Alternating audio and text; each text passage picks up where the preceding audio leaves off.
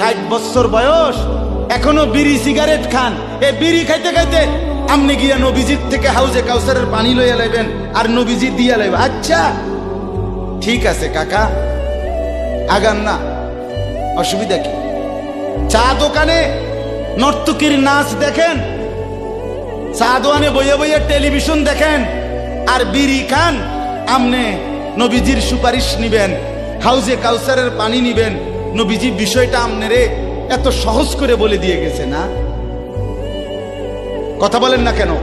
নবীজি এ কথা বলছে, উম্মত চুরি ডাকাতি জিনা ব্যভিচার মদ জুয়া নাচ গান টেলিভিশন নাটক সিনেমা বিড়ি সিগারেট তুমি সব করতে থাকো, তোমার যেটা মনে কয়টা করো।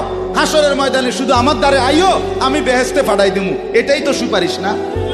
তো আমনে ঘটনা কি, কাহিনীটা কি তাই?